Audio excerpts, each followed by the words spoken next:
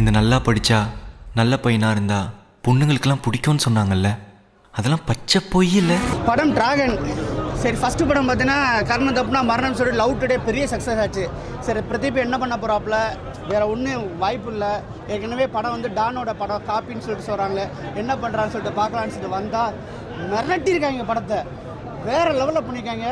யூத்துக்கு என்னெல்லாம் தேவையோ அதெல்லாம் ஒரு ஃப்ரேமையும் செதுக்கி படத்தில் எங்கேயுமே லேக்கல. ஃபஸ்ட் ஹாஃப் பார்த்தீங்கன்னா ஆவரேஜ், ஆனால் செகண்ட் ஹாஃபு செம்ம மாசு. பெரிய ஹீரோ பண்ண வேண்டிய சப்ஜெக்ட் எடுத்து பண்ணி பிரித்து மேய்ச்சிட்டாப்புல பயங்கரமாக பண்ணியிருக்கானுங்க. அந்த விஜய் சித்து அந்த அர்ஷத் கான் காம்போ வேறு அளவில் இருக்குது. ஒரு டைலாக் எல்லாம் சொல்லுவாங்க, தலைன்னா அது ஒருத்தன் தான், தளபதினா அது ஒருத்தன் தான், அதேமாதிரி டிராகன்னா அது ஒருத்தன் தான் சொல்லிட்டு அந்த ஒரு டைலாக் வரும். தேட்டர் மூமெண்ட்ஸ் செம்மையாக இருக்குது. மியூசிக் கூட வேறு லெவலில் இருக்குது. எஸ்டிஆர் ஒரு பாட்டு படிச்சிருக்காப்புல, ரொம்ப பயங்கரமாக இருக்குது. பட் ஆனால் அந்த வைப்ஸ் வரல. ஆடியோவில் கேட்ட வைப்ஸை வீடியோவில் பண்ணலை. இருந்தாலும் வந்து பார்த்தீங்கன்னா ஏஜிஎஸ் படம்னா ஒரு பிரம்மாண்டம் இருக்குல்ல, அந்த பிரம்மாண்டம் கொஞ்சம் மிஸ்ஸிங்காக இருந்தாலும் படம் வந்து செம்ம வைப்ஸு, சான்ஸே இல்லைங்க. Super duper hit. நான் நினைக்கிறேன் லவ் டுடே விட ஹிட் இந்த படம். லவ்வரை தான் பார்க்க முடியும், லைஃப் பார்ட்னரை பார்க்க முடியாது. ஏன்னா நீ ஒரு ஃபெயிலியர் ஆகவன்.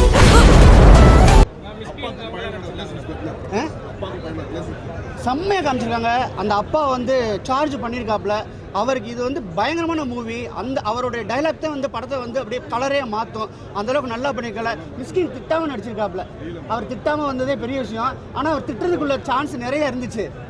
நம்ம திட்டுறதுக்குள்ள சான்ஸ் கிடச்சி அதெல்லாம் செய்யாமல் அடக்கமான ஒரு ப்ரொஃபஸர் நடிச்சிருக்காப்புல. ரொம்ப நல்லாவே பண்ணியிருக்காப்புல. லேக்லாம் கிடையாது, ஆவரேஜ். நான் சொல்லிட்டேன் ஆவரேஜ். ஆனால் லேக் சுத்தமாக கிடையாது. ஏன்னா படத்தில் அந்தளவுக்கு வைப்ஸ் கொடுத்துட்டே இருக்காங்க. கதையை பொறுத்தவரை ஆவரேஜாக இருந்துச்சு. ஆனால் second half full and full every frame motivation. நான் நினச்சிட்டு இருந்தேன் என்னடா மமிதா பைஜோவை போட்டுக்கலாம்னு சொல்லிட்டு. அதை விட சூப்பராக அந்த கரடூரில் போட்டிருக்காங்க. செம்ம பண்ணியிருக்காங்க. அவ்வளோ அழகு. அப்படியே மலையாள ஹீரோனை பார்த்த மாதிரி இருக்குது. செம்ம சூப்பர்.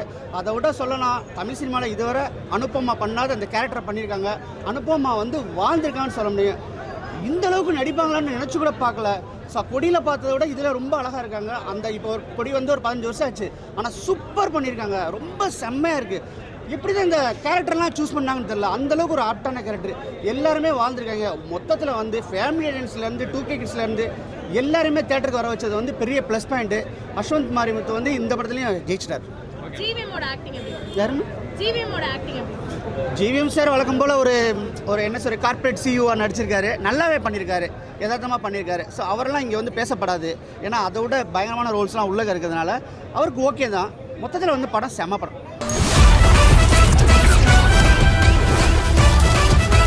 பிரதீப் ஆக்டிங்லாம் இல்லைங்க, அவர் வாழ்ந்திருக்காருன்னா சொல்லணும். இதை நான் எப்படி சொல்கிறதுன்னு தெரில. ஆனால் மனுஷன் வந்து சார் உங்களுக்கு சொன்னால் புரியாது சார், இந்த மீடியாக்கெல்லாம் சொன்னால் புரியாது சார், அவங்க வேறு மாதிரி பண்ணியிருக்கா சார். சார் அவங்க உங்களுக்குலாம் அந்த படத்தை பற்றி பார்த்தா தான் சார் தெரியும். அவ்வளோ ஹைப்பாக இருக்குது சார், சூப்பராக இருக்குது சார் படம். விஜய் சித்து அண்ட் ஹர்ஷதோட காம்போ நம்ம பார்த்துருக்கோம். இந்த படத்தில் அவங்க காம்போ எப்படி? அவங்க காம்போ வந்து அவங்க ரெண்டு பேரும் பேசிக்க மாட்டாங்க. திடீர்னு அந்த குட்டி டயரனும் விஜய் சித்துவும் பார்க்கும்போது தலைவா நீங்களா அப்படின்ற மாதிரி ரெண்டுமே பேட்சப் ஆகி செம்மையாக இருக்கும். மோரோவர் வந்து காம்பினேஷன்ஸ் நல்லா இருக்குது, அருமையாக. ஒரு சாங் ஆகட்டும் சரி, ஒரு ஃபைட் ஆகட்டும் சரி. அண்ட் முக்கியமாக நீங்கள் வந்து பிரதீப் லவ் டுடே பிரதீப்பை நீங்கள் டிஃப்ரெண்டான ஒரு பிரதீப்பை பார்ப்பீங்க. என்ன சொல்லுங்கள், இதில் தான் பேசியிருப்பார்.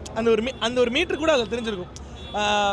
ஒரு காமிக்கலான ஒரு நல்ல ஒரு மூவி, ரொம்ப அருமையான ஒரு மூவி. அண்ட் முக்கியமாக லாஜிக்கலாக எனக்கு லாஜிக்கலாக சொல்ல எனக்கு ரொம்ப இடிக்குது. லாஜிக்கலாக அது எப்படி எல்லாமே உண்மையாக சொல்ல முடியும்? மனுஷன் அவனுக்கும் செல்ஃபிஷ்னஸ் இருக்கும்ல. உண்மையாக சொல்ல முடியாதுன்னா நான் என்ன கேட்டால் நான் உண்மையை சொல்ல மாட்டேன். ஏன்னா லைஃப் அப்படின்னு கேட்டால் அது மாதிரி தான் இருக்கும். ஓகே, லாஜிக்கலாக இடிக்குது, பட் ஓகே, இருந்தாலும் படம் நல்லா இருக்கு. இல்லை அப்படிலாம் எதுவுமே கிடையாது. ஒரு 10க்கு 10 கொடுக்கலாம். எனக்கு ஒரு 2 மணி நேரம் கவலையெல்லாம் மறந்து ஜாலியாக வந்து ஒரு ரிட்டர்ன் ஆஃப் டிராகன்ஸை பார்த்துட்டு போகலாம். சினிமோட்டோகிராஃபி நல்ல கேள்வி. ஐ அப்ரிஷியேட் திஸ் கேள்வி, நல்லா இருக்குது. எஸ், கொஞ்சம் எடுத்திருக்காங்க. ஆங்கிள்ஸுமே கொஞ்சம் டிஃப்ரெண்ட்டாக காமிச்சிருக்காங்க. ஒருவர் எல்லா படத்துலையும் காமிக்க போது கொஞ்சம் டிஃப்ரென்ஸாக யோசிச்சிருக்காங்க தான் சொல்லணும். அது முக்கிய மியூசிக் சூப்பராக பண்ணியிருந்தாங்க. டைரக்ஷன் நல்லா இருந்துச்சு. டைரக்ஷன் கூட நல்லா இருந்துச்சு. Actress yes. ஐயோ, அந்த பிரதீப் சார் வந்து சொல்லியிருப்பாரு, நான் வந்து ஐ எம் டேரக்டர், எனக்குலாம் யாரும் இன்னும் காஸ்டி தர மாட்டாங்கன்னு. ஸோ அதெல்லாம் வருத்தப்படாதீங்க. இந்த படத்தில் 3 பொண்ணுங்க, அதுவும் லட்டான பொண்ணுங்க, அவ்வளோ அழகாக சூப்பராக பண்ணியிருந்தாங்க. உங்களுக்கு செம்ம பேராக இருந்திருக்கும். இல்லை லாஸ்ட்டாக ஒருத்தவங்க வருவாங்க, நீங்கள் பாருங்கள். உங்கள் ஹீரோயினே வருவாங்க. அது இன்னும் கொஞ்சம் மாசாக கெத்தாக இருக்கும், நல்லாயிருக்கும். அவன் நம்ம கிடைச்ச வரம்மா, எப்படியாவது அந்த 10 லட்சத்தை நாம விரட்டி கொடுக்கணும். டிராகன் படம் பார்த்தேன். டிராகன் படம் பார்த்தது ரொம்ப சூப்பராக இருந்துச்சு. அஸ்வந்த் மாரிமுத்தன் டேரக்டர் ஓமை கடவுளை பண்ணார். சரி இந்த படம் ஏதாச்சும் டிஃப்ரெண்ட்டாக இருக்கும்னு சொன்னபோது வந்தால் பயங்கரமாக சூப்பராக அவரோட டேரெக்ஷனில் உட்கார வச்சார். ஸ்க்ரீன் பிளேலாம் அப்படி இருக்குது. அதுக்கப்புறம் லவ் டுடே பண்ணார் பிரதீப் ரங்கநாதன் அண்ணா. அதுலேயே செம்ம இதுவாக இருக்கும், எங்கேஜிங்காக. அதே மாதிரி நினச்சி அதுவும் ஒரு என்ன சொல்கிறது, ஒரு கூஸ் பம்ப்ஸில் தான் வந்து சரி நல்லாயிருக்கும் அப்படின்னு சொல்லிட்டு பார்த்தா டிராகன் மிரட்டி இருக்காரு. ஒரு யங்ஸ்டர் பார்க்க வேண்டிய படம், அதே மாதிரி ஃபேமிலியோட வந்து பார்க்க வேண்டிய படம். என்ன சொல்ல வராங்க படத்தில், உண்மையாக இருந்தால் பொய் சொல்லாமல் இருந்தால் அவங்களுக்கு இந்த உலகத்தில் ஒரு இடம் இருக்குது. அந்த பொய் சொல்லாமல் ஸோ அந்த மாதிரி காட்டியிருக்காங்க. ரொம்ப எமோஷனலாக இருந்துச்சு படம். கிளைமேக்ஸ் பார்க்கும்போது மிஸ்கின் சார் சொல்லவே தேவையில்ல, மெரிட்டிட்டார் அவர் பயங்கரமாக. ஒரு ஸ்டூடெண்ட்க்கு என்னென்ன சப்போர்ட் பண்ணமோ பண்ணியிருக்காரு. ஒரு நியாயமான ப்ரொஃபஸருங்க, அந்த பையன் ஜெயிக்கணும்னு நினைக்கிறாரு. ஸோ அதுக்காக அவர் முயற்சி பண்ணுறாரு, செம்மையாச்சு. அதுக்கப்புறம் ஜிஎம் சார் சொல்லவே மாட்டேன். ஜிஎம் சார் அவர் நம்ம நிறைய படம் பார்த்துருப்போம். இதுலேயும் அவர் பயங்கரம் ஒரு என்ன சொல்கிறது, சாராக வந்து ஒரு மேனேஜரை வந்து ப்ரூவ் பண்ணிட்டு செம்மையாக இருந்தது அவர் வர சீன்ஸ். படம் உண்மையிலே ரொம்ப ஒர்த்து. கொடுத்த ரூபாய்க்கு வந்து நல்லா என்ஜாய் பண்ணி பார்க்கலாம், நிறைய பார்க்கலாம். எப்படி சொல்கிறது, கருத்தூசிலாம் போடவே இல்லைங்க எங்கேயுமே. ரொம்ப அருமையாக இருக்குது. பீக் தான், அப்படி பீக் ஆகிட்டே போகுது மூவி. போக போக இன்டர்வலுக்கு அப்புறம்லாம் மாஸ். எல்லாரோட ஆக்டிவே நல்லா இருந்துச்சு. நம்ம எல்லாம் விஜய் சித்துலாக்ஸ்லாம் பார்த்துட்டு ஓகே இப்படி தான் இருக்கும், நேச்சுரலாக காமெடி பண்ண மாட்டாங்க, எடிட்டில் இருக்கும் அப்படின்னு நினச்சா இல்லை, அப்படி ரியலாகவே நடிச்சிருக்காங்க எல்லாருமே. உண்மையில நல்லா இருந்துச்சு. கண்டிப்பாக ரிலேட் பண்ணலாம். எங்களுக்குலாம் அரியர் இருக்குது, ஒரு 5-6 அரியர் இருக்குது. எங்களுக்கு 1-2 இருக்குது, 48 இருந்தாலும் கிளியர் பண்ண முடியாது. 1-2 இருக்கும், அதெல்லாம் சீக்கிரம் கிளியர் பண்ணலாம், அவ்வளோதான். அதெல்லாம் கிளியர் பண்ணணும் பண்ணிட்டு இந்த மாதிரி டைமில் இந்த மாதிரி மூவி பார்த்தா தானே ஒரு இதாக இருக்கும், ஜாலியாக இருக்குது, அவ்வளோதான். ஓகே அப்படிதான் இல்லை, அதான் முதல்ல சொன்னல, கருத்தூசி போகிற மாதிரி எதுவுமே இல்லை. பீக் தான் ஃபுல்லாகவே. எல்லாருக்கும் ஈக்குவல் ஆக்டுங்க. யாருக்குமே ஹீரோனா அப்படி ஹீரோனா இப்படிலாம் இல்லை, எல்லாருமே ஈக்குவல் ஆக்டு, மாஸ். நிறைய ஸ்டார்ஸ் இருக்காங்க, எல்லாருமே அவங்களோட ரோலை கரெக்டாக யூட்டிலைஸ் கண்டிப்பாக அதே மாதிரி தான். இப்போ டேரக்டர்ஸ் சூஸ் பண்ணுறது தான். இவங்க கேரக்டர் எடுத்து வேஸ்ட் பண்ணல, எந்த கேரக்டருமே யாருமே வேஸ்ட் பண்ணல, எல்லா இடத்துலையும் பிக் தான். எல்லாருமே மாஸ் பண்ணிட்டாங்க. மிஸ்கின் சார்லாம் இப்படி நடிப்பாருன்ட்டு யாருமே எதிர்பார்க்கல. ஆனால் அப்படி வேந்து பார்த்துட்டு இருந்தேன்.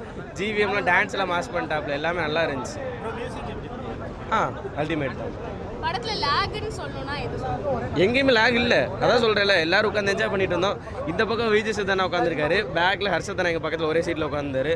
எல்லாரும் வைப் பண்ணி தான் பார்த்துட்டு இருந்தோம். படம் சூப்பராக இருக்குது மேடம். அவர் வந்து டைரக்டராக பார்த்துருக்கோம், இப்போ ஆக்டராகவும் வந்து நல்லா கிடைக்கும். இந்த படத்தில் அவரோட ரோல் என்ன? அவரோட ரோல் என்ன, ஒரு சாதாரண இளைஞன் தான், லைஃப்பை தொலைச்ச ஒரு இளைஞன், திருப்பி அவன் லைஃப்பில் அடுத்த கட்டத்துக்கு போகிறதுக்கு முயற்சி பண்ணிகிட்டு இருக்கான். ஃபர்ஸ்ட் ஹாஃப் செகண்ட் ஹாஃப் ரெண்டுமே விறுவிறுப்பாக சூப்பராக இருக்குது. ஸ்க்ரீன் பிளே சூப்பராக இருக்கும். பார்க்குறதுக்கு அவர் தனுஷ் மாதிரியே இருக்கார், அதனால் அப்படி சொல்கிறாங்கன்னு நினைக்கிறேன். அப்படிலாம் இல்லை, இது வேறு, இவர் வேறு. மியூசிக் எல்லாம் வேறு மாதிரி இருக்குது, தாறுமாறாக இருக்குது. படம் பார்த்துட்டு நானும் என் லைஃப்பை ஸ்டார்ட் பண்ணலான்னு இருக்கேன். நானும் கிட்டத்தட்ட 39 அரியர் வச்சவன் தான். அவர் 49 வச்சிருக்காரு, நான் 39 வச்சேன். திருப்பி என் லைஃப்பை நானும் ஸ்டார்ட் பண்ணலான்னு ஒரு ஐடியா இருக்குது, வேறு ஒன்றும் இல்லை. ஆமாம் அதே தான், இன்ஜினியரிங் ஸ்டூடெண்ட்டோட லைஃப் தான். ஆனால் நான் ஆர்ட்ஸ் காலேஜ் ஸ்டூடெண்ட். தப்பு தாண்டா. ஆனால் ஒரு தப்பு பண்ணுறதுனால லைஃபே மாறுது. அந்த தப்பு பண்றது தப்பே இல்லை.